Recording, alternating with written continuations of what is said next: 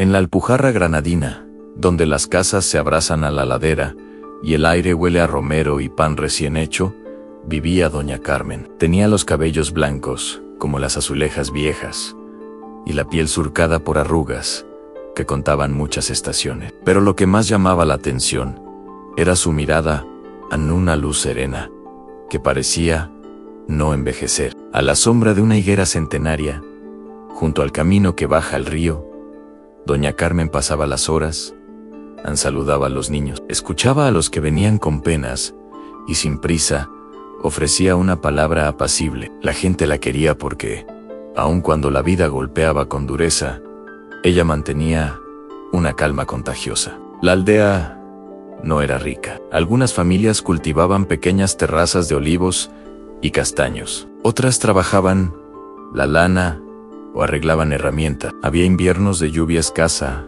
y otoños en que la cosecha venía escasa. Los jornaleros se marchaban a la ciudad cuando hacía falta, y la incertidumbre era un visitante frecuente. No era extraño ver a algún vecino con el ceño fruncido o con la mirada perdida.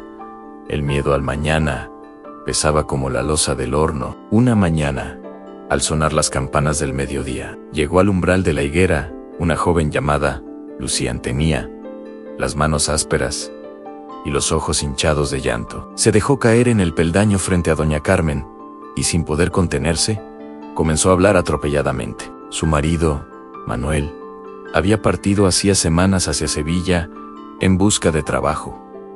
No había llegado carta ni ayuda. Las niñas apenas comían y la fatiga le pesaba en el pecho. No sé qué será de nosotras, dijo, con la voz rota. Tengo miedo de que nos olviden, de que todo se pierda. Doña Carmen la miró con ternura y sin prisa le pidió que se sentara. La higuera susurraba bajo el sol. Cuéntame, murmuró la anciana. ¿Qué imaginas cuando piensas en el futuro? Lucía, sin poder sostener la mirada, soltó una serie de imágenes sombrías: a la casa vacía, la despensa sin pan, las niñas hambrientas. Veo calamidades, dijo. Siento que todo va hacia peor. La mujer anciana asintió, como si hubieran hablado juntas muchas veces de lo mismo. Hay dos formas de mirar lo que tenemos por delante, dijo con voz suave. Una nos encoge el pecho, la otra lo abre. No es que una sea mentira y la otra verdad absoluta. Son filtros. En uno nos hace pequeños, otro nos ayuda a ver opciones. ¿Te cuento una historia? Lucía, curiosa a pesar del pesar, se secó las lágrimas y aceptó. Doña Carmen comenzó entonces a relatar, no otra vez la misma vieja fábula, sino la historia de un alfarero llamado Mateo, que vivió en el valle, no lejos de allí. Mateo era un hombre de manos fuertes. Moldeaba cerámica para vender en el mercado, y su taller siempre olía a arcilla húmeda. Un año la lluvia fue escasa y las ventas cayeron. Las piezas no se vendían. Y Mateo, desesperado, comenzó a mirar su mesa de trabajo con ojos críticos. Cada pieza rota, cada proyecto sin terminar, era para él un recordatorio de lo que le faltaba. Una tarde, abrumado, se sentó frente a la puerta y dejó que el viento llevara sus pensamientos. Un anciano del pueblo, que pasaba por allí de regreso de la sierra, se quedó observando a Mateo un rato y finalmente le preguntó por qué su frente estaba tan cerrada. Mateo explicó que no tenía dinero, que el horno había fallado y que no veía por dónde seguir. El anciano, que había vivido muchas cosechas y muchas tormentas, le dijo algo muy sencillo: hoy dime 3 cosas que te pertenecen ahora mismo. Mateo pensó y respondió con fastidio: no hay mucho que contar. Di lo que haya, insistió el anciano. Una teja, una taza rota, una tablilla de nogal. Mateo las nombró casi sin ganas. El anciano sonrió y le habló de otra manera de contar. Cuenta también aquello que puedes hacer con lo que tienes. La teja puede ser un tejabán para el corral. La taza rota, con paciencia, sirve para regar las plantas. La tabla, si la cepillas, puede ser un instrumento nuevo. No empieces por lo que te falta. Empieza por lo que aún puedes usar. Mateo aceptó el consejo como quien acepta una brizna de sol en pleno invierno. Empezó por reparar pequeñas cosas, por convertir una dificultad en una tarea concreta. Repartió su tiempo entre arreglar una teja y dar forma a una taza que antes consideraba inútil. Pronto, sin grandes prodigios, reaparecieron clientes. Alguien necesitaba un plato. Otra persona quería reparar un azulejo. Lo que cambió no fue la lluvia ni la fortuna, sino la atención de Mateo en su mente.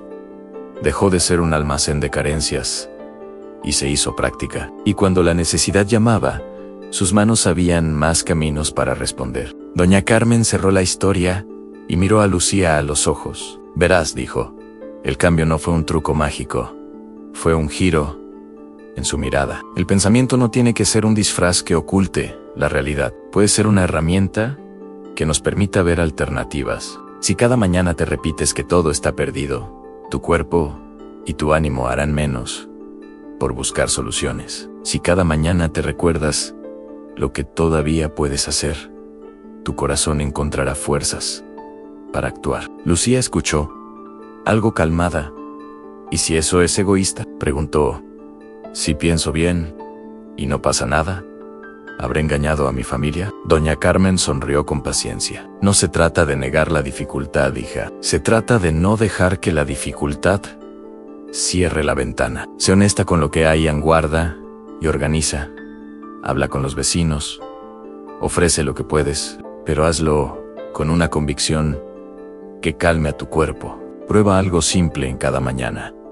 Antes de levantarte, di en voz baja 3 cosas que agradecerás hoy.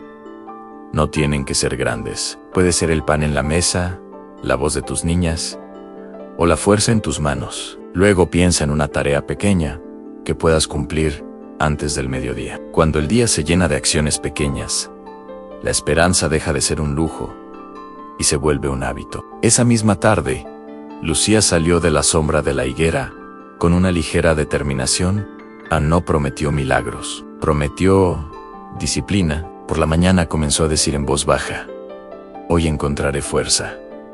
Hoy habrá pan para mis hijas. Hoy cuidaré lo que tengo. Hizo una lista corta: limpiar la despensa, coser una camisa, vender unas manos de higos al regreso del vecino. Fue sorprendente lo que esos pasos trajeron en la tarea, por pequeña que fuera.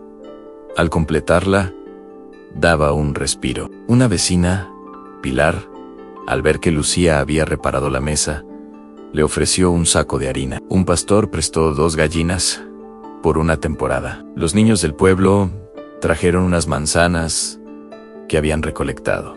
Semanas después, llegó una carta. Manuel, desde Sevilla, contaba que había encontrado trabajo en una panadería y que en cuanto pudiera, enviaría algo de dinero. No fue la recompensa instantánea a una oración, sino el fruto de pequeñas decisiones.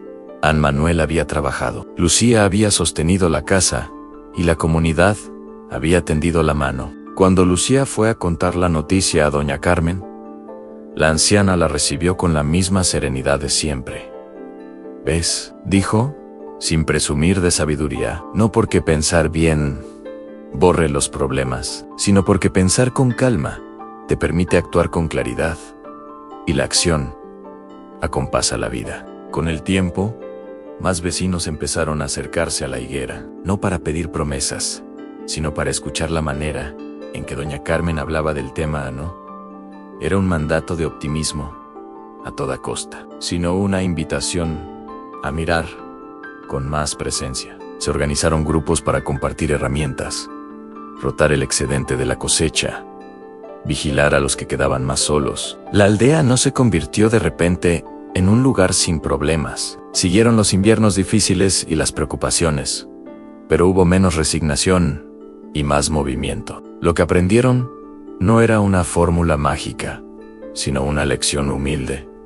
El pensamiento orienta la acción. Cuando nuestra mente se instala en la falta, el cuerpo toma esa orden como guía. Cuando la mente practica la atención sobre lo que aún existe, el cuerpo encuentra formas de convertirlo en aquello que falta. La positividad que doña Carmen proponía no era negación del dolor, sino una disciplina para que el dolor no fuera el dueño del día. Si alguna vez te encuentras, como Lucía, con la sensación de que todo se va a romper, recuerda la higuera de la Alpujarra y a la mujer que tejía palabras como quien cose una manta, a una, con paciencia. Pregúntate, con ternura, no con violencia, ¿qué 3 cosas tienes ahora?